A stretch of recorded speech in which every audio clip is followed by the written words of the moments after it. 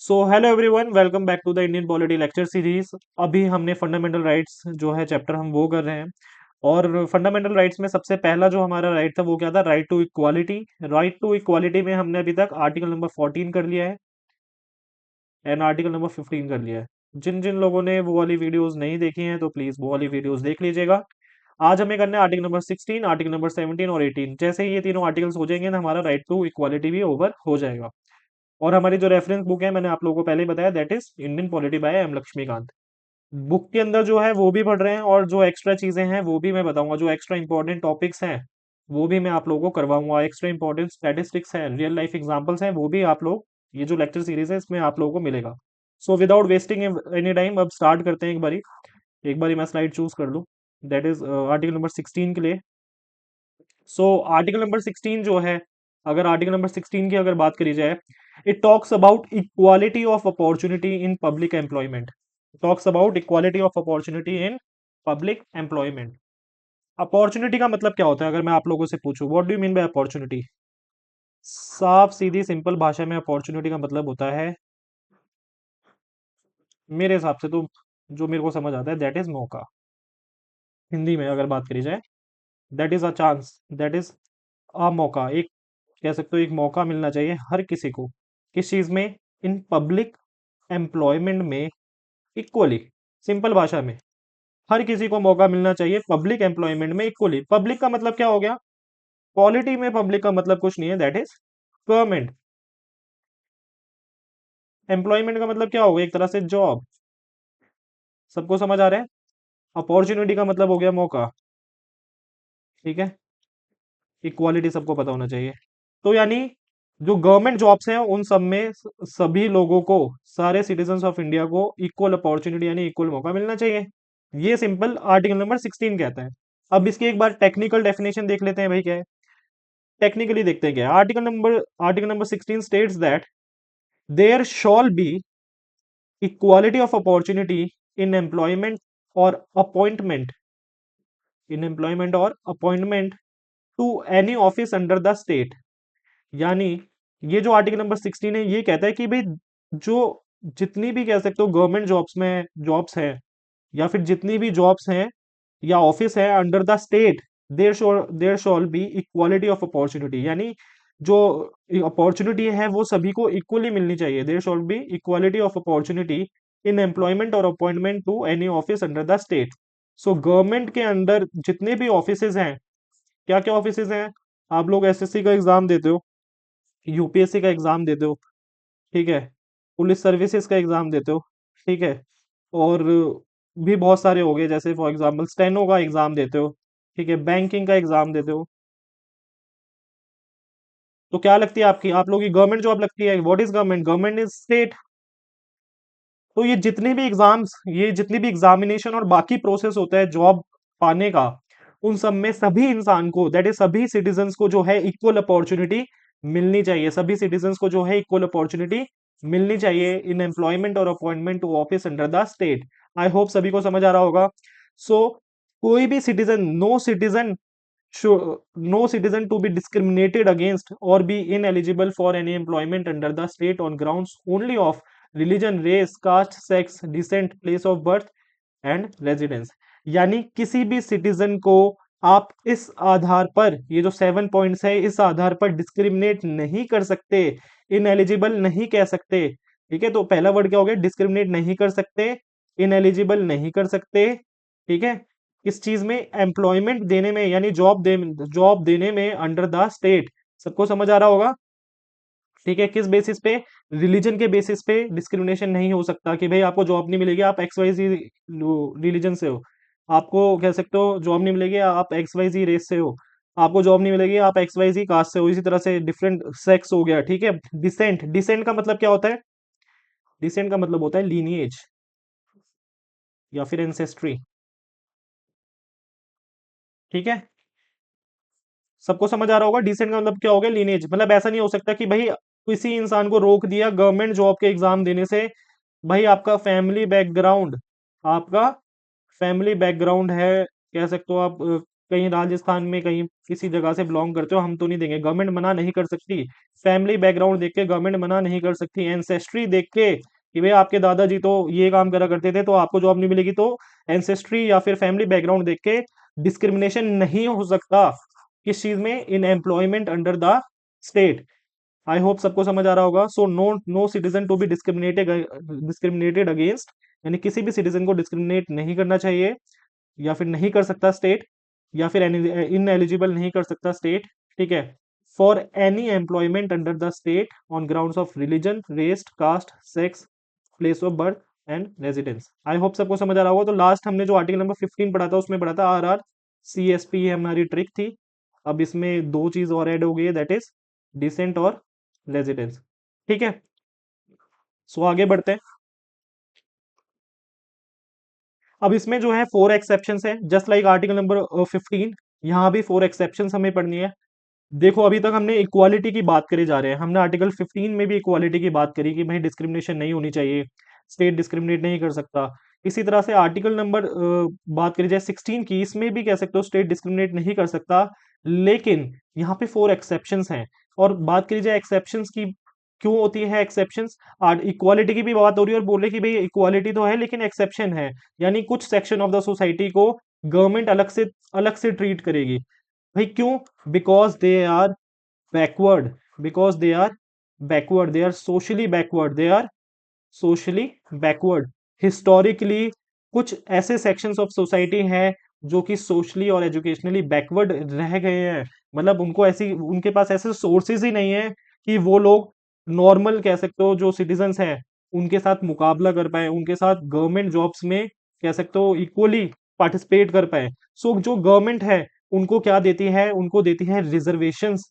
क्या देती है गवर्नमेंट कि भाई ठीक है, हमने माना कि भाई आप लोग बैकवर्ड हो, ठीक है, सोशली बैकवर्ड हो, एजुकेशनली बैकवर्ड हो, आप लोगों के पास रिसोर्सेज नहीं है, तो गवर्नमेंट बोलती है आप ये रिजर्वेशन ले लीजिए, आपके लिए क्या है, जो सीट है, जो गवर्नमेंट जैसे फॉर एग्जांपल अगर 100 सीट निकल रही है क्लर्क की, तो आप ऐसा करिए, आप आपके लिए हमने 50 सीट रिजर्व कर दिया आपकी कैटेगरी के लिए।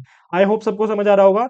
सो this is what, this is exception to equality. क्या हो रहा है यहाँ पे, एक पर्टिकुलर सेक्शन ऑफ सोसाइटी को क्या हो रहा है यहाँ पे अलग से स्पेशल ट्रीटमेंट हो रही है।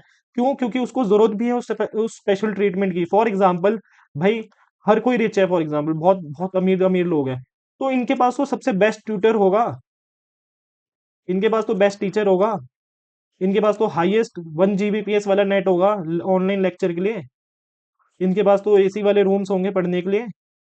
लेकिन वहीं एक कोई फॉर एग्जाम्पल एसटी कैटेगरी का स्टूडेंट है जो कि कह सकते हो किसी विलेज में रहता है, किसी विलेज में रहता है, वहां लाइट नहीं आती है, ठीक है, वहां पे इंटरनेट नेटवर्क ही नहीं आते, तो क्या है, ऑफ कोर्स इसके पास सेम रिसोर्सेज नहीं है, तो इन दोनों को कैसे आप इक्वल ट्रीट कर सकते हो?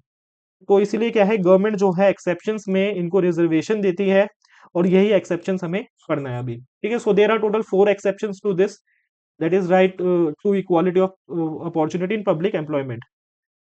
सो पार्लियामेंट जो है प्रिस्क्राइब कर सकता है रेजिडेंस एज अ कंडीशन, यानी पार्लियामेंट कह सकता है कि भी रेजिडेंस एज अ कंडीशन को, ठीक है, कुछ स्पेसिफिक जॉब्स के लिए, यानी कुछ सर्टेन एम्प्लॉयमेंट के लिए इन अ स्टेट और यूनियन टेरिटरी, किसी स्टेट या यूनियन टेरिटरी या लोकल अथॉरिटी या अदर अथॉरिटी में, ठीक है, इस कंडीशन को माना जा सकता है। यानी कुछ कह सकते हो पर्टिकुलर एरिया, कुछ पर्टिकुलर एरिया या फिर रेजिडेंस के लोग एक सर्टेन जॉब के लिए, सर्टेन जॉब के लिए ही अप्लाई कर सकते हैं, सर्टेन जॉब के लिए ही अप्लाई कर सकते हैं, यानी अदर रेजिडेंस वाले जो है, अदर रेजिडेंस अदर स्टेट वाले कोई बंदे जो है, अदर रेजिडेंस वाले लोग इस जॉब के लिए अप्लाई नहीं कर सकते। मैं रियल लाइफ एग्जांपल बताता हूँ, ठीक है। जैसे फॉर एग्जांपल अभी कहीं भी ये वाला जो पार्लियामेंट है उसने अभी ऐसा कहीं भी लॉ नहीं ला रखा, except Andhra Pradesh and Telangana, except Andhra Pradesh and Telangana. यहाँ पे ऐसे सर्टेन जॉब्स हैं जहाँ पे पर्टिकुलर रेजिडेंस को कंडीशन माना गया है to apply for that job, यानी सिर्फ एक पर्टिकुलर कह सकते हो एरिया के लोग ही, एक पर्टिकुलर रेजिडेंस के लोग ही क्या है उस जॉब के लिए अप्लाई कर सकते हैं, जो कि कहाँ पे, आंध्र प्रदेश एंड तेलंगाना में। आई होप सबको समझ आ रहा होगा। बाकी ऑल ओवर इंडिया में ये वाला अभी कानून, इसके लिए कोई स्पेसिफिक कानून पार्लियामेंट ने नहीं बना रखा, पहले था बट वो एक्सपायर हो गया है, ठीक है, वो अभी जो कानून है वो वैलिड नहीं है। फिर आगे बात करते हैं सीधा, तो ये वाला सबको समझ आ गया, यानी पार्लियामेंट के पास पावर है कि भी रेजिडेंस एज अ कंडीशन लगा दीजिए पर्टिकुलर जॉब के लिए। सिंपल भाषा में ये बोला जाएगा इसे। फिर जो है स्टेट, स्टेट जो है प्रोवाइड कर सकता है किस चीज के लिए, reservation of appointment to backward class, यानी जो बैकवर्ड क्लासेस हैं उनके लिए जो स्टेट है वो क्या दे सकता है, वो बोल सकता है कि देयर शुड बी रिजर्वेशन। ठीक है, कौन सी बैकवर्ड क्लासेस, जो कि अच्छे से या फिर एडिक्वेटली रिप्रेजेंटेड नहीं है, ठीक है, स्टेट सर्विसेज में, यानी गवर्नमेंट जॉब्स में ऐसी क्लासेस, ठीक है, ऐसे सेक्शन ऑफ सोसाइटी जो कि एडुकेटेड एडुकेटली जो है रिप्रेजेंटेड नहीं है, ठीक है, उनके लिए क्या है, स्टेट जो है जो जो स्टेट है वो रिजर्वेशन प्रोवाइड करवा सकता है। आई होप सबको समझ आ रहा होगा इतना।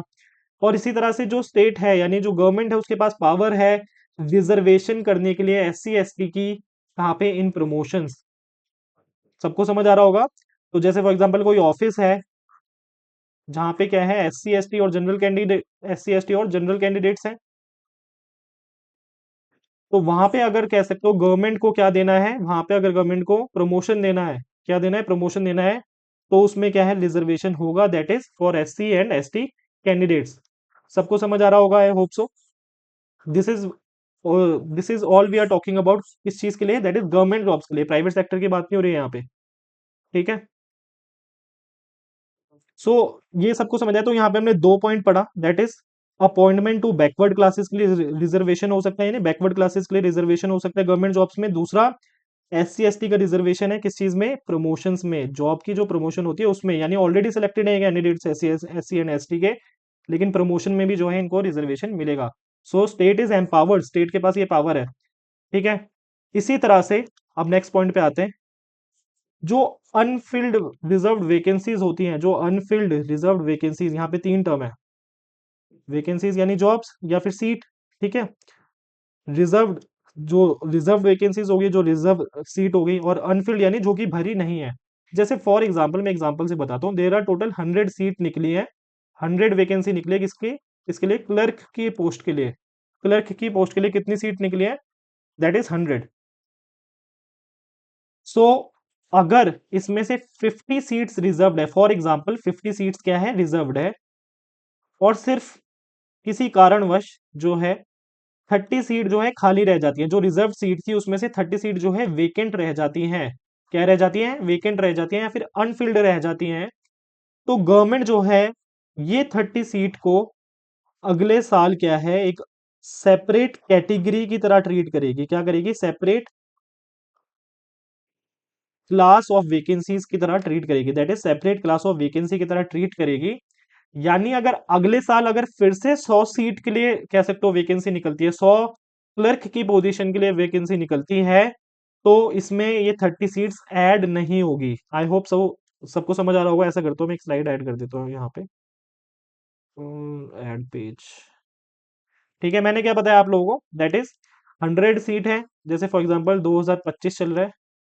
ठीक है, 100 सीट है, इसमें से 50 रिजर्व सीट है, इस 50 रिजर्व में से 30 सीट जो है वो वेकेंट रह गई हैं, तो these are Anfield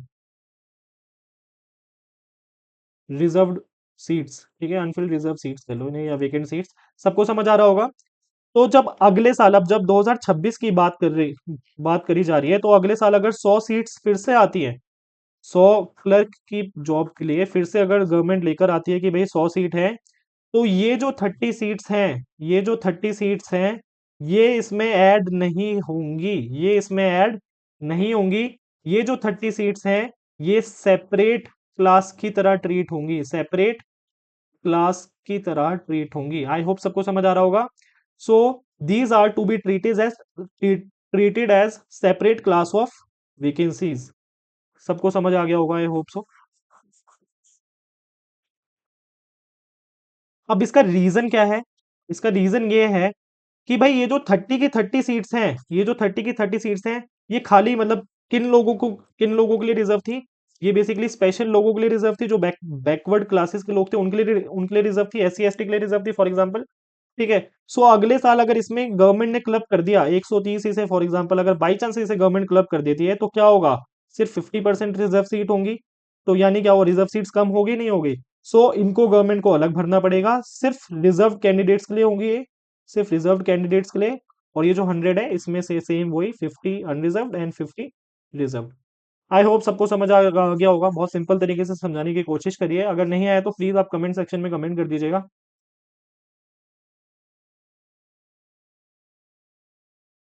so Anfield reserve vacancies जो है उनको सेपरेट क्लास ऑफ वैकेंसीज की तरह ट्रीट करना है गवर्नमेंट को, ठीक है, और उसको कंबाइन नहीं करना है, that is not to be combined with vacancy जो कि अगले साल फिल करी जाएंगी, ठीक है, क्योंकि अगले साल जो नई वैकेंसीज आएंगी, न्यू वैकेंसीज जो होंगी उसमें 50% सीलिंग होती है, क्या होती है 50% सीलिंग, यानी जो गवर्नमेंट जॉब्स होती है उसमें मैक्सिमम 50% रिजर्वेशन ही मिल सकता है। तो अगर अगले साल ये 30 सीट जो मैंने बताया था 130, अगर इसको जोड़ दोगे तो इसमें क्या होगा 50%, तो यानी सीलिंग लग जाएगा, ये जो 30 सीट थी इसमें भी सीलिंग लग जाएगा। आई होप सो सबको समझ ही आ रहा होगा क्या बोल रहे हैं। फिर आगे बढ़ते हैं। कोई भी लॉ जो है गवर्नमेंट बना सकती है या पार्लियामेंट बना सकता है, जो कि क्या प्रोवाइड करवा सकता है कि किसी भी रिलीजियस डिनोमिनेशनल इंस्टीट्यूशन का, किसी भी रिलीजियस डिनोमिनेशनल इंस्टीट्यूशन का जो इनकम्बेंट है, यानी जो बंदा कह सकते हो कैंडिडेट है, वो उस पर्टिकुलर रिलीजन और डिनोमिनेशन का हो सकता है, उस पर्टिकुलर रिलीजन या डिनोमिनेशन हो सकता है। जैसे फॉर एग्जाम्पल बात करी जाए, जैसे फॉर एग्जाम्पल आर्मी में देखा होगा, आर्मी की जो यूनिट्स होती हैं, आर्मी की जो यूनिट्स होती है उसमें क्या होते हैं, टेम्पल्स होते हैं, ठीक है। अब टेम्पल में जो है गवर्नमेंट जो है ये स्पेसिफिकली कोई ऐसा रूल लेकर आ सकती है कि टेम्पल में जो मेन पुजारी होगा, ठीक है, जो टेम्पल में मेन जो पुजारी होगा वो जो है सिर्फ हिंदू, हिंदू होना चाहिए पहली बात तो, और हिंदू में भी जो क्या होना चाहिए, पंडित होना चाहिए।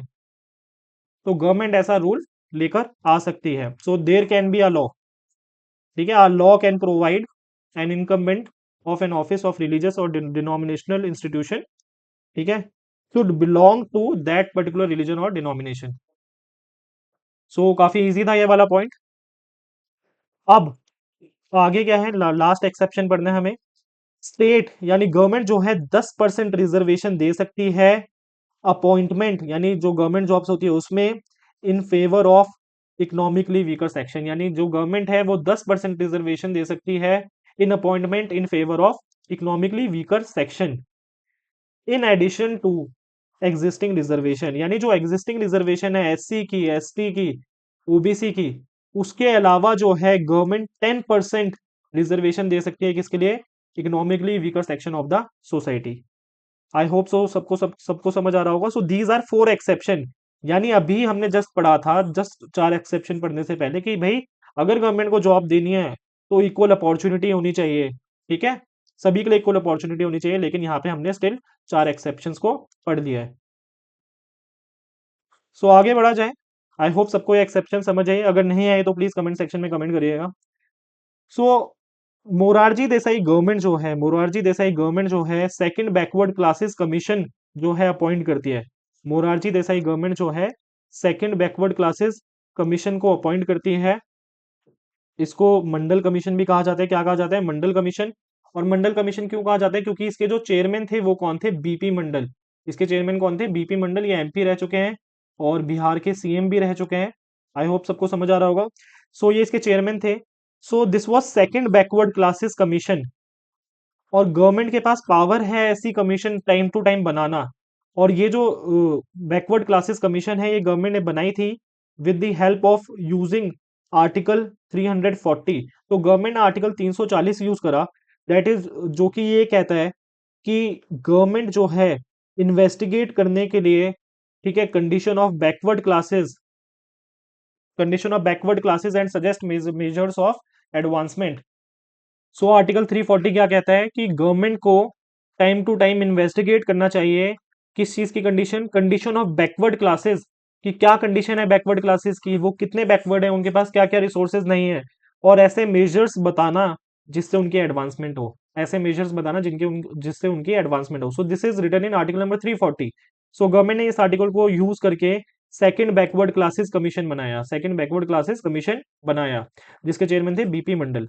सो ये जो मंडल कमीशन थी, इसने क्या है रिपोर्ट को सबमिट करा इन 1980, और इन्होंने आइडेंटिफाई आइडेंटिफाई करा एज मैनी एज, इन्होंने कितनी कास्ट आइडेंटिफाई करी, 3743। क्या आपको याद रखना है, ये याद रखने की जरूरत नहीं है, बट स्टिल 3700 के अराउंड इन्होंने कास्ट को आइडेंटिफाई करा इन्होंने बोला कि ये जो जितनी भी कास्ट यहाँ पे है, ये जो लिस्ट इन्होंने बनाई थी, ये क्या है, सोशली और educationally backward, socially and educationally backward classes है, educationally backward classes. I hope सबको समझ आ रहा होगा। सो इन्होंने इतनी लिस्ट बना दी और इन्होंने बोला कि ये जो 3743 ये जो कास्ट है, ये क्या है, 52% ऑफ द पॉपुलेशन को बनाती है, 52% ऑफ द पॉपुलेशन। यानी 1980 में जब ये रिपोर्ट आई, तब 52% ऑफ द पॉपुलेशन क्या थी, सोशली और एजुकेशनली बैकवर्ड क्लास को बिलोंग करती थी। ठीक है, एक्सक्लूडिंग SC ST, यानी जो 52% सोशली और एजुकेशनली बैकवर्ड क्लासेस है, ये एक्सक्लूडिंग SC एंड ST, उनके अलावा। ठीक है, तो SC ST के अलावा जितनी पॉपुलेशन बची, उसमें से 52% क्या थी, बैकवर्ड थी। ठीक है, तो इन्होंने बोला भाई जब इतने सारे बैकवर्ड हैं तो इनको सपोर्ट करना चाहिए गवर्नमेंट को। और गवर्नमेंट कैसे सपोर्ट करेगी इतने सारे सोशली और एजुकेशनली बैकवर्ड लोगों को, with the help of reservation. तो इन्होंने बोला कि भाई 27% रिजर्वेशन दे देनी चाहिए। ठीक है, गवर्नमेंट जॉब्स में अदर बैकवर्ड क्लासेस को, या फिर सोशली और एजुकेशनली बैकवर्ड क्लासेस को, एक ही बात है, OBC SC BC एक ही चीज है। ठीक है, सो 27% रिजर्वेशन की इन्होंने रिकमेंडेशन करी। क्यों इन्होंने सिर्फ 27 ही क्यों बोला, 28 क्यों नहीं बोला, 29 क्यों नहीं बोला? बिकॉज 1963 में सुप्रीम कोर्ट ने कहा था कि मैक्सिमम रिजर्वेशन जो गवर्नमेंट दे सकती है, 1963 में सुप्रीम कोर्ट ने क्या कहा था, मैक्सिमम रिजर्वेशन जो गवर्नमेंट दे सकती है वो कितना दे सकती है, दैट इज 50%।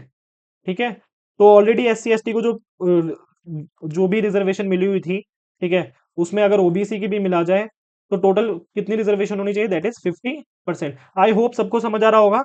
सो ये मंडल कमीशन ने क्या है, रिकमेंड करा। अब इनकी जो रिकमेंडेशन है 1980 में आई थी, लेकिन ये एक्सेप्ट कब हुई, ये एक्सेप्ट होती है 1990 में। कब एक्सेप्ट होती है, 1990 में। और VP सिंह की जो गवर्नमेंट आई थी, उन्होंने इंट्रोड्यूस करा 27% रिजर्वेशन इन गवर्नमेंट जॉब्स।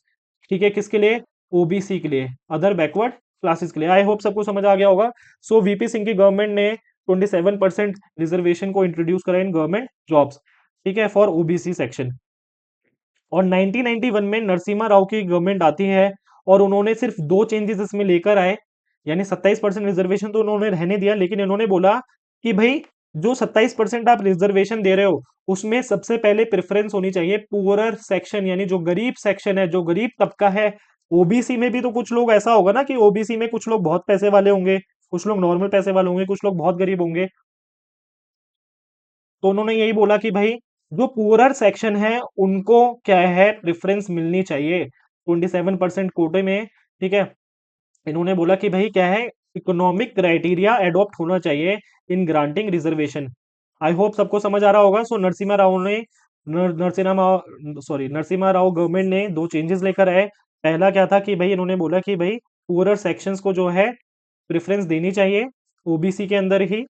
और 10% सीट इन्होंने बोला और रिजर्व हो जानी चाहिए फॉर इकोनॉमिकली बैकवर्ड सेक्शन। ये याद रखिएगा, ये EWS नहीं है, ये EWS नहीं है, ये क्या है, इकोनॉमिकली बैकवर्ड सेक्शन। इन्होंने बोला कि अभी तक जो भी लोग किसी भी एग्जिस्टिंग स्कीम यानी SC ST या OBC में इंक्लूड नहीं होते, उनमें से जो गरीब लोग हैं उनके लिए क्या है, 10% सीट जो है रिजर्व होनी चाहिए। मतलब EWS का प्रेडिसेसर कह सकते हो, यानी इससे पहले। ठीक है, सो इकोनॉमिकली बैकवर्ड सेक्शंस के लिए इन्होंने बोला कि 10% जो अब जो है हम रिजर्व कर देंगे। सो नरसिम्हा राव गवर्नमेंट ने ये दो चेंजेस लेकर आए। अब इसके अगेंस्ट जो है बहुत सारे वकील क्या करते हैं, ये जो चेंजेस हैं और ये जो 27% रिजर्वेशन है OBC के लिए, इसके लिए बहुत सारे वकील जो है कहाँ जाते हैं, सुप्रीम कोर्ट चले जाते हैं और बोलते हैं this is against article 16, this is against article 16, जो कि क्या कहता है, right to equality of opportunity in public employment. जब 27% रिजर्वेशन दे दिया तो भाई क्वालिटी कैसे हो जाएगी।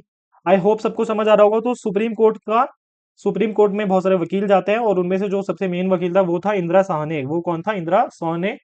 और ये केस का नाम था, ये बहुत इंपॉर्टेंट है आप लोगों के लिए, आप लोग मेंस राइटिंग अगर यूपीएससी कर रहे हो तो उसमें भी कह सकते हो यूज हो सकता है। So Indira Sahni versus union of India case होता है 1992 में। और यहाँ पे स्कोप देखा जाता है।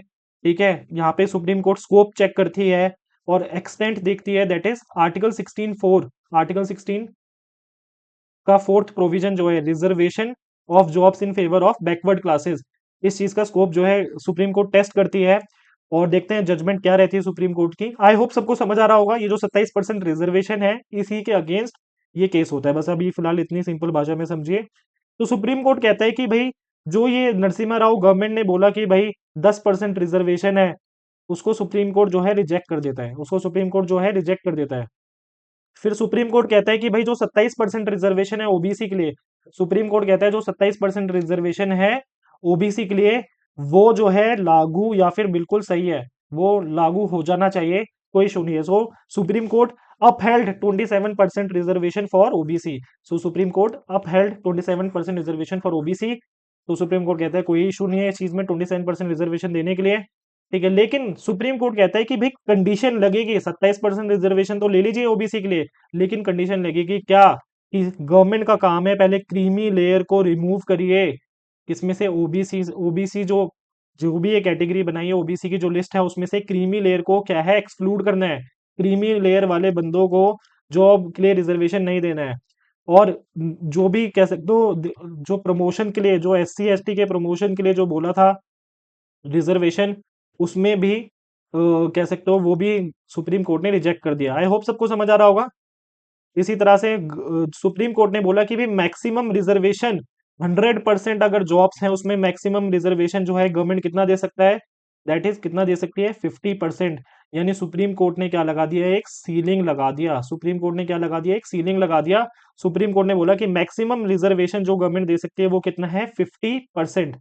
और फिर जो सुप्रीम कोर्ट है वो जजमेंट में कहती है कि कैरी फॉरवर्ड रूल जो है आगे के लिए वैलिड तो है, लेकिन 50% सीलिंग नहीं टूटनी चाहिए, 50% सीलिंग नहीं टूटनी चाहिए। यानी जो आगे जॉब्स कैरी फॉरवर्ड हो रही है, जो अनरिजर्व वाला मैंने पॉइंट बताया था, जो अनरिजर्व वाला मैंने पॉइंट बताया था अभी जस्ट आपको समझाया था, उसमें क्या है 50% सीलिंग सुप्रीम कोर्ट ने लगा दी कि भाई 50% से ज्यादा सीट रिजर्व नहीं होनी चाहिए, जो पिछले साल की वैकेंसी अगले साल गई है। आई होप सबको समझ आ रहा होगा। इसी तरह से सुप्रीम कोर्ट ने बोला है भाई एक परमानेंट स्टेचुटरी बॉडी बनाइए, परमानेंट, ठीक है, परमानेंट बॉडी बनाइए। स्टेचुटरी मतलब एक ऐसी बॉडी, एक ऐसी संस्था गवर्नमेंट की जो कि किसी कानून के द्वारा बनाई गई हो, जो कि किसी कानून के द्वारा बनाई गई हो। आई होप सबको समझ आ रहा होगा। तो कोई कानून गवर्नमेंट निकालती है फिर एक बॉडी बनाती है तो उसको कहते हैं दैट इज स्टेचुटरी बॉडी। सो एक परमानेंट स्टेचुटरी बॉडी गवर्नमेंट को बनानी पड़ेगी जो कि ओबीसी की कंप्लेंट सुनेगी, जो कि ओबीसी के लोगों की कंप्लेंट सुनेगी।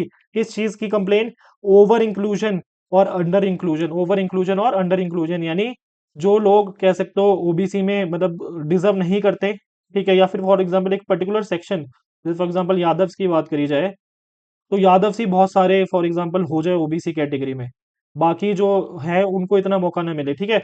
इसी तरह से अंडर इंक्लूजन, ठीक है, अंडर इंक्लूजन नहीं होना चाहिए। कोई फॉर एग्जांपल पर्टिकुलर कैटेगरी है उसको उसको इतनी रिप्रेजेंटेशन नहीं है, तो इस चीज की कंप्लेन के लिए ओबीसी में भी ओवर और अंडर इंक्लूजन के लिए क्या इन्होंने बनाया, दैट इज इन्होंने बोला कि एक स्टैट्यूटरी बॉडी बनानी चाहिए गवर्नमेंट को, a permanent statutory body to examine the complaints of over inclusion और अंडर इंक्लूजन, ठीक है। फिर इन्होंने बोला Indira Sahni versus union of India के केस में सुप्रीम कोर्ट ने बोला कि रिलैक्सेशन नहीं होनी चाहिए क्वालिफाइंग मार्क्स के लिए, रिलैक्सेशन नहीं होनी चाहिए क्वालिफाइंग मार्क्स के लिए या स्टैंडर्ड के लिए, standard of evaluation matter of reservation in promotion. यानी जब प्रमोशन हो रहा है, जब प्रमोशन हो रहा है तो उसमें कोई एग्जाम होता है, ऑफ कोर्स जितने भी प्रमोशन होते हैं गवर्नमेंट जॉब्स में कोई एग्जाम देना पड़ता है, ठीक है, फिर चेक करा जाता है पूरा बैकग्राउंड इंसान का कि कैसी परफॉर्मेंस है क्या है। तो इसमें रिलैक्सेशन नहीं होना चाहिए, प्रमोशन में जो चेकिंग हो रही है उसमें रिलैक्सेशन नहीं होना चाहिए। तो there should be no relaxation in qualifying marks और स्टैंडर्ड्स ऑफ इवेल्युएशन, यानी जो स्टैंडर्ड है इवेल्युएट करने के उसमें कोई छूट नहीं देनी चाहिए, उसमें कोई रिलैक्सेशन नहीं होनी चाहिए जब रिजर्वेशन इन प्रमोशन की बात करी जाए। क्यों, क्योंकि सुप्रीम कोर्ट ने बोला क्योंकि अगर प्रमोशन में भी आप लोग ये देखोगे कि भाई रिजर्व कैटेगरी वालों को रिलैक्सेशन मिल रहा है तो फिर इससे क्या होगा, administrative efficiency बिगड़ेगी।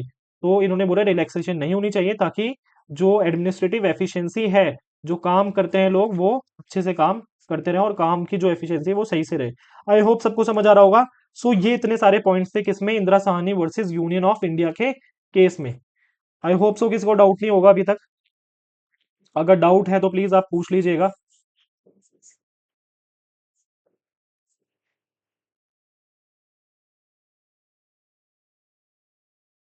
So action taken by the government on this judgement, अब ये जजमेंट आती है, बहुत ही ब्रेक थ्रू होता है इस गवर्नमेंट, वो ये जो जजमेंट थी बहुत ही इंपॉर्टेंट जजमेंट थी। ठीक है। सो गवर्नमेंट भी हिल जाती है कि भाई इतनी सारी चीजें हैं, अब ये चीजें फॉलो भी करनी पड़ेगी, सुप्रीम कोर्ट ने बोला है।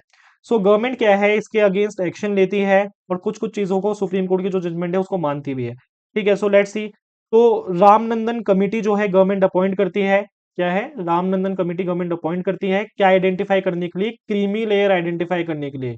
क्या आइडेंटिफाई करने के लिए, क्रीमी लेयर आइडेंटिफाई करने के लिए among the OBC. Creamy layer यानी एडवांस सेक्शंस, यानी ऐसे लोग जो कि ओबीसी में है लेकिन एडवांस है, वो मतलब सब चीज है उनके पास। ठीक है। Advance section among OBC, advance section among OBC. इसके लिए क्या है, इसको मतलब ये पूरी लिस्ट जांचने के लिए कि भाई कौन कौन लोग क्रीमी लेयर में आएंगे, उसके लिए रामनंदन कमेटी जो है गवर्नमेंट अपॉइंट करती है। फिर गवर्नमेंट जो है क्या स्टैब्लिश करती है, गवर्नमेंट स्टैब्लिश करती है national commission for backward classes. Government establish करती है national commission for backward classes. किस साल में, 1993 में। ठीक है। By an act of a parliament. क्योंकि सुप्रीम कोर्ट ने क्या बोला था कि भाई एक परमानेंट स्टैट्यूटरी बॉडी होनी चाहिए। ठीक है। जो कि एग्जामिन करे कंप्लेंट। ठीक है। जो कि कंप्लेंट सुने किसकी, ओवर इंक्लूजन या फिर अंडर इंक्लूजन ओबीसी की जो लिस्ट होती है। आई होप सबको समझ आ रहा होगा। तो गवर्नमेंट ने स्टैब्लिश करी 1993 में national commission for backward classes. और इसका काम जो था इस कमीशन का, वो क्या था, भाई ये देखना कि ओबीसी लिस्ट में किसी भी कैटेगरी का ओवर इंक्लूजन तो नहीं हो रहा, कहीं अंडर इंक्लूजन तो नहीं हो रहा, अंडर रिप्रेजेंट तो नहीं हो रहा, और कहीं नॉन इंक्लूजन तो नहीं हो रहा। आई होप सो सबको समझ आ रहा हो। कोई फॉर एग्जांपल कोई ओबीसी, कोई ऐसी सेक्शन ऑफ सोसाइटी जो कि ओबीसी को बिलोंग करना चाहिए लेकिन उनका नाम लिस्ट में है ही नहीं, ओबीसी लिस्ट में है ही नहीं, तो ये सारी जो कंप्लेंट्स हैं ये कौन सुनता है, national commission for backward classes. ठीक है। सो ये क्या है, पहले एक स्टैट्यूटरी बॉडी थी। ठीक है। सबको समझ आ रहा है, स्टैट्यूटरी बॉडी यानी गवर्नमेंट की ऐसी संस्था जो कि किसी लॉ के द्वारा बनाई गई हो, जो कि किसी लॉ के द्वारा बनाई गई हो। ठीक है। फिर 102nd कॉन्स्टिट्यूशनल अमेंडमेंट एक्ट आता है और वो national commission for backward classes को क्या क्या देता है, कॉन्स्टिट्यूशनल स्टेटस देता है। क्या देता है, कॉन्स्टिट्यूशनल स्टेटस। यानी ये जो 102nd कॉन्स्टिट्यूशनल अमेंडमेंट एक्ट था, ठीक है, ये कॉन्स्टिट्यूशन के अंदर ही एक एक्ट इंट्रोड्यूस करता है, that is article 338 B. 338 B. और जैसे ही आर्टिकल 338 बी इंट्रोड्यूस होता है कॉन्स्टिट्यूशन में, तो ये क्या है, इसमें national commission for backward classes को कॉन्स्टिट्यूशनल स्टेटस बन जाता है। तो पहले क्या थे, एक स्टेचुटरी बॉडी थी ये, यानी सिंपल कानून से, जो नॉर्मल कानून होता है वो बना के इन्होंने इसको बना दिया, that is national commission for backward classes 1993 में, क्योंकि सुप्रीम कोर्ट ने रिकमेंड करा था। फिर इसके बाद जो है कॉन्स्टिट्यूशनल स्टेटस मिल जाता है 100 constitutional amendment act 2018। I hope सो किसको डिफिकल्ट ना लग, किसको डिफिकल्ट ना लग रहा हो ये चीज, मतलब मेरे को, अगर आप लोग को लगता है कुछ डिफिकल्ट है या कुछ भी चीज़ है तो प्लीज प्लीज कमेंट के सेक्शन में बता दीजिएगा, मैं अलग से आपको समझा भी दूंगा। या फिर अगर अलग से लेक्चर दोबारा बनाना है किसी पर्टिकुलर टॉपिक पे तो वो हम दोबारा बना देंगे। ठीक है। सो आगे बढ़ते हैं। अब गवर्नमेंट जो है सारी चीजें नहीं मानने वाली थी सुप्रीम कोर्ट की, तो गवर्नमेंट ने नलिफाई कर दिया ruling in regard to reservation in promotion. तो जो सुप्रीम कोर्ट ने बोला कि भाई जो रिजर्वेशन है प्रमोशन में वो तो नहीं देंगे। ठीक है। सुप्रीम कोर्ट ने बोला वो नहीं देनी चाहिए गवर्नमेंट को, लेकिन गवर्नमेंट ने क्या इंट्रोड्यूस करा, 77 कॉन्स्टिट्यूशनल अमेंडमेंट एक्ट। तो अमेंडमेंट का मतलब होता है कॉन्स्टिट्यूशन में चेंजेस लेकर आना। सो 77 कॉन्स्टिट्यूशनल अमेंडमेंट एक्ट जो था गवर्नमेंट लेकर आती है 1995 में, और इसमें नया प्रोविजन ऐड होता है, आर्टिकल नंबर 16 में नया प्रोविजन डाल देता है। ठीक है। गवर्नमेंट जो है एक नया प्रोविजन डलवा देती है जो कि गवर्नमेंट को ऐसी पावर देता है, यानी स्टेट को ऐसी पावर देता है जिसमें रिजर्वेशन दी जा सके, किस चीज में, promotion of any service in favour of S C S T. यानी एस सी एस टी को रिजर्वेशन इन्होंने दे दी किस चीज में, प्रमोशन में। किस चीज में, प्रमोशंस में। सबको समझ आ गया। कौन सा एक्ट लेकर आई government, 77 CAA, that is constitutional amendment act 2018। I hope so सबको समझ आ गया होगा। फिर 85th कॉन्स्टिट्यूशनल अमेंडमेंट एक्ट जो है, 85th कॉन्स्टिट्यूशनल अमेंडमेंट एक अमेंडमेंट एक्ट जो है एक छोटा चेंज लेकर आता है। वो कहता है कि भाई कॉन्स्टिट्यूशनल जो है सीनियोरिटी देखनी पड़ेगी आपको रिजर्व कैटेगरी में। ठीक है। अगर रिजर्वेशन ले रहे हो प्रमोशन में तो सीनियोरिटी भी देखनी पड़ेगी, कॉन्स्टिट्यूशनल सीनियोरिटी भी आपको देखनी पड़ेगी प्रमोशन के टाइम, रिजर्वेशन देते टाइम। आई होप सबको समझ आ रहा होगा। सो इंदिरा साहनी गवर्नमेंट की जो जज, Indira Sahni versus union of India का जो केस था, उसमें सुप्रीम कोर्ट ने बहुत सारी कह सकते हो जजमेंट दी, लिस्ट दी पूरी, क्या-क्या रूलिंग थी उनकी। उसके उस ये जो कह सकते हो गवर्नमेंट ने क्या एक्शन लिया उस रूलिंग पे, ये हमने यहाँ पे मेंशन कर दिया कि भाई गवर्नमेंट ने क्या करा। क्रीमी लेयर आइडेंटिफाई करने के लिए रामनंदन को कमेटी बना दी। ठीक है, national commission for backward classes बना दी। फिर आगे जाके उसे कॉन्स्टिट्यूशनल स्टेटस दे दिया। फिर इसी तरह से रिजर्वेशन दिया एससी एसटी को प्रमोशन में। फिर आगे बढ़ते हैं। अब सुप्रीम कोर्ट ने क्या बोला था कि भाई बैकलॉग वैकेंसी जो है, जो बैकलॉग वैकेंसी है उसमें 50% कह सकते हो सीलिंग लगा दी सुप्रीम कोर्ट ने। सुप्रीम कोर्ट ने बोला भाई अगर कोई ऐसी वैकेंसी जो अगले साल फॉरवर्ड हो रही है तो उसमें 50% सीलिंग लगेगी। लेकिन गवर्नमेंट ने 81st कॉन्स्टिट्यूशनल अमेंडमेंट एक्ट लेकर आती है गवर्नमेंट, और उसमें सेम एक नया आर्टिकल डालती है आर्टिकल 16 में, जिसमें वही जो मैंने आपको बिल्कुल स्टार्टिंग में बताया था कि अनफिल्ड वैकेंसीज जो थी, अनफिल्ड रिजर्व वैकेंसीज जो थी किसी भी साल की, वो अगले साल सेपरेट क्लास की तरह ट्रीट होंगी। और जहां पे क्या है, सीलिंग नहीं लगेगी, अब सीलिंग नहीं लगेगी। सबको समझ आ रहा होगा।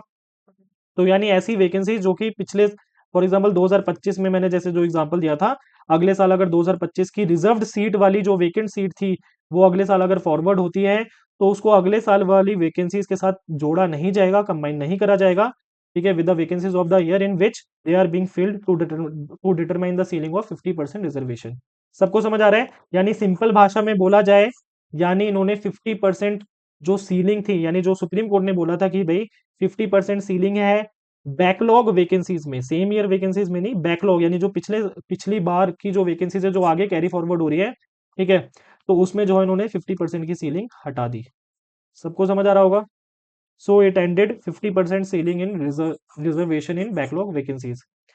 फिर 76th कॉन्स्टिट्यूशनल अमेंडमेंट एक्ट आता है 1994 में। वो क्या करता है, तमिलनाडु रिजर्वेशन एक्ट 1993 को किसमें डाल देता है, नाइन्थ स्केड्यूल में डाल देता है। नाइन्थ स्केड्यूल के लिए हम एक अलग से चैप्टर पढ़ेंगे, बहुत इंपॉर्टेंट है ये। जो भी चीज नाइन्थ स्केड्यूल में डाली जाती है, ठीक है, कोई एक्ट अगर नाइन्थ स्केड्यूल में डाला गया है तो उसमें जो है जो कोर्ट है वो इंटरफेयर नहीं कर सकती, उसमें जो है कोर्ट इंटरफेयर नहीं कर सकती। अब इसको एक बार डिटेल में एक्सप्लेन करेंगे कि भाई ऐसा क्या है, क्या ये बिल्कुल मतलब कह सकते तो हार्ड एंड फास्ट रूल है कि भाई अगर सुप्रीम कोर्ट कुछ भी नहीं कर सकती या कोई भी कोर्ट कुछ नहीं कर सकती, ऐसा नहीं है। ठीक है, आगे पढ़ेंगे स्टिल वो। लेकिन अभी इतना देखिए कि भाई गवर्नमेंट ने क्या करा, 76 कॉन्स्टिट्यूशनल अमेंडमेंट के जरिए तमिलनाडु रिजर्वेशन एक्ट जो कि कितनी परसेंट रिजर्वेशन देता है, 69% रिजर्वेशन, तो 50% सीलिंग तो खत्म कर दी। मैक्सिमम कितनी परसेंट एक साल में कितनी परसेंट रिजर्वेशन हो सकती है, किसी भी जॉब पोस्ट जो आती है 50% रिजर्वेशन हो सकती है। लेकिन तमिलनाडु रिजर्वेशन एक्ट जो कि 50% से ज्यादा यानी 69% रिजर्वेशन देता है, उसको इन्होंने नाइन्थ स्केड्यूल में डाल दिया। इसको बचाने के लिए, किससे, जुडिशियल रिव्यू से बचाने के लिए। आई होप सो सबको समझ आ रहा होगा। So we are studying what, कि गवर्नमेंट ने धीरे धीरे क्या एक्शन लिए on Indira Sahni judgement case. ठीक है, फिर 82nd कॉन्स्टिट्यूशनल अमेंडमेंट एक्ट आता है 2000 में। ठीक है, इसमें नया आर्टिकल ऐड होता है, दैट इज आर्टिकल 335। ठीक है, इसमें क्या है, वही जो रिलैक्सेशन था, रिलैक्सेशन इन क्वालिफाइंग मार्क्स और स्टैंडर्ड ऑफ इवेल्युएशन। ठीक है, इसको इन्होंने लागू कर दिया। यानी सुप्रीम कोर्ट ने क्या बोला था, सुप्रीम कोर्ट ने बोला था कि भाई रिलैक्सेशन नहीं होनी चाहिए जब प्रमोशन की बात कर रहे हो। ठीक है, क्वालिफाइंग मार्क्स की बात, जो जो बंदा ऑलरेडी सिलेक्टेड है उसको क्यों रिजर्वेशन दे रहे हो प्रमोशन में। लेकिन सुप्रीम कोर्ट की जो जजमेंट थी उसके अगेंस्ट गवर्नमेंट लेकर आती है 82nd constitutional amendment act 2000 year में। और इसमें क्या है, एक नया प्रोविजन ऐड हो जाता है आर्टिकल 335 में, जो कि कहता है कि भाई रिलैक्सेशन मिलनी चाहिए एससी एसटी के कैंडिडेट्स को प्रमोशन में। ठीक है, किस चीज में, इन टर्म्स ऑफ मार्क्स, यानी मार्क्स उनके ऑफकोर्स कम कंसिडर करने चाहिए, और स्टैंडर्ड ऑफ इवेल्युएशन भी उनका आसान होना चाहिए। ठीक है, फिर ये जो एक्सेप्शन डी था, ये जो एक्सेप्शन डी था, ये this was added by 103rd constitutional amendment act 2019। और ये एक्सेप्शन डी कौन सा था, आर्टिकल नंबर 16 में, दैट इज ईडब्ल्यूएस वाला। सबको समझ आ रहा होगा। तो ईडब्ल्यूएस कोटा कब मिला लोगों को पब्लिक एम्प्लॉयमेंट में, ये मिला इन इन ईयर 2019। सो आई होप सबको समझ आ रहा होगा अभी तक जो भी हमने चीजें पढ़ी हैं अभी तक। So there are some scientific and technical post जहां पे जो है रिजर्वेशन नहीं लागू होता, जहां पे रिजर्वेशन गवर्नमेंट नहीं दे सकती। सो ऑफ कोर्स कुछ ऐसी पोस्ट होनी भी चाहिए जहां पे मेरिट को कंसिडर करना चाहिए, जहां पे मेरिट को कंसिडर करना चाहिए। जैसे फॉर एग्जांपल अगर मैं बात करूं इसरो की, अगर मैं बात करूं इसरो की, क्या वहां पे रिजर्वेशन होना चाहिए, नहीं होना चाहिए? ऑफ कोर्स कुछ पोस्ट में तो नहीं होना चाहिए, जो बिल्कुल टॉप लेवल की पोस्ट होती है, जहाँ पे बिल्कुल टेक्निकल माइंड चाहिए, जहाँ पे बहुत इंपॉर्टेंट डिसीजन मेकर चाहिए, जहाँ पे हाईली स्किल्ड किसी एक स्पेसिफिक कह सकते हो बैकग्राउंड का बंदा चाहिए, कि भाई रॉकेट साइंस आनी चाहिए उसे। तो इसरो में ऑफ कोर्स वहाँ पे क्या है, रिजर्वेशन नहीं होनी चाहिए इसी तरह से। और एक्चुअली होती भी नहीं है। There are some top level positions in ISRO जहाँ पे जो है रिजर्वेशन नहीं होता है। इसी तरह से आईसीएमआर जो है, वहाँ भी कुछ ऐसी पोजीशंस है जहाँ पे क्या है, रिजर्वेशन नहीं होता है। इसी तरह से आईसीएआर है, जहाँ पे क्या है रिजर्वेशन, ऐसी कुछ ऐसी पोस्ट है जहाँ पे रिजर्वेशन नहीं होता है। क्यों? क्योंकि यहाँ पे क्या है, यहाँ पे क्या है, स्पेसिफिक नॉलेज चाहिए अप्लाइड साइंसेज की, एग्जैक्ट साइंसेज की, ठीक है, टेक्नोलॉजी की बहुत ज्यादा कह सकते हो नॉलेज चाहिए। अब यहाँ पे भी अगर रिजर्वेशन देखोगे तो फिर ज्यादा नॉलेज वाला बंदा जिसको रिजर्वेशन नहीं मिला है वो तो पीछे रह जाएगा, तो वो अच्छा कंट्रीब्यूशन कैसे होगा फिर? आई होप सबको समझ आ रहा होगा। So there are some scientific and technical post जहाँ पे कंडीशन के जरिए कह सकते हो रिजर्वेशन नहीं दी जा सकती, ठीक है। और जो ये वाली पोस्ट जो है, इनको साइंटिफिक और टेक्निकल कंसीडर करा जाता है किसमें? कैबिनेट का सेक्रेटेरिएट ऑर्डर है 1961 का। तो ये एक ऑर्डर था गवर्नमेंट ने जो निकाला था, कैबिनेट सेक्रेटेरिएट ऑर्डर 1961 का, जो कि इसको एक्सप्लेन करता है, ठीक है, साइंटिफिक और टेक्निकल पोस्ट को क्या है, एक्सप्लेन करता है कि भाई किस पोस्ट को साइंटिफिक और टेक्निकल कंसिडर करा जाएगा और रिजर्वेशन नहीं दी जाएगी। ठीक है, तो देखते हैं क्या क्या बोला गया है इस वाले साइंटिफिक और टेक्निकल की बात करी जाए। सो qualification in natural sciences or exact sciences or applied sciences or in technology are prescribed and incumbents of which have to use that knowledge in the discharge of their duties। यानी scientific और technical, ठीक है, post उनको बोला जाएगा जहाँ पे qualification में क्या चाहिए, नेचुरल साइंस की क्वालिफिकेशन चाहिए, एग्जैक्ट साइंस की क्वालिफिकेशन चाहिए, अप्लाइड साइंस की क्वालिफिकेशन चाहिए, या फिर किसी स्पेसिफिक टेक्नोलॉजी की क्या चाहिए, क्वालिफिकेशन चाहिए। और जहाँ पे जो बंदा है यानी जो इनकम्बेंट है यानी जो कैंडिडेट है, उसको उस नॉलेज को यूज भी करना है, अपनी ड्यूटी डिस्चार्ज करते टाइम उसको उस नॉलेज को यूज भी करना है। तो इस ऑर्डर में ये लिखा होता है कि भाई कैसी जॉब्स को साइंटिफिक और टेक्निकल पोस्ट कह सकते हो कंसिडर करा जाएगा, और जहाँ पे रिजर्वेशन देने की जरूरत नहीं है। आई होप सबको समझ आ रहा होगा। जैसे इसरो बताया मैंने, आईसीएमआर एंड आईसीएआर, क्या फुल फॉर्म है प्लीज कमेंट सेक्शन में कमेंट करके बताइएगा, इतना पता होना चाहिए आप लोगों को, ठीक है। और या फिर ऐसी कुछ पोस्ट जहाँ पे क्या कंडक्ट करना हो, रिसर्च कंडक्ट करना हो, ठीक है, या फिर जहाँ पे रिसर्च को ऑर्गेनाइज करना हो, गाइड करना हो रिसर्च को, ठीक है, रिसर्च को क्या है, डायरेक्ट करना हो। तो अगर ऐसी कोई पोस्ट है जहाँ पे ये सारे काम करने हैं रिसर्च रिसर्च से रिलेटेड, तो वहां पे भी क्या है, रिजर्वेशन देने की जरूरत नहीं है, क्योंकि कहीं ना कहीं तो आपको मेरिट को कंसिडर करना पड़ेगा ना। तो यहाँ पे रिजर्वेशन देने की जरूरत नहीं है, क्योंकि अगर हर जगह ही रिजर्वेशन दोगे तो फिर देश आगे कैसे बढ़ेगा। कहने का मतलब यह है कि मेरिट का बंदा होना चाहिए, मतलब चाहे वो किसी भी कैटेगरी का हो, एससी का हो, एसटी का हो, ओबीसी का हो। लेकिन अगर रॉकेट साइंस में कोई फॉर एग्जांपल जनरल कैटेगरी का बंदा ज्यादा होशियार है, तो ऑफ कोर्स उसको प्रेफरेंस मिलनी चाहिए। अगर एसटी का कैंडिडेट ज्यादा होशियार है तो ऑफ कोर्स उसको प्रेफरेंस मिलनी चाहिए। यहाँ पे ये नहीं देखना चाहिए कि भाई ये एससी का है, ये ओबीसी का है, ये जनरल कैटेगरी है। तो ऑफ कोर्स यहाँ पे क्या कंसिडर करना चाहिए, that is merit. I hope so सबको समझ आया होगा। सो आज के लिए हम ऐसा करते हैं, इतना ही करते हैं बस। एक नेक्स्ट लेक्चर में आजकल में अपलोड कर दूंगा, दैट इज इसको इक्वालिटी को खत्म कर देंगे हम फिर, ठीक है। सो बाकी मिलते हैं नेक्स्ट लेक्चर में। Till then bye bye and take care.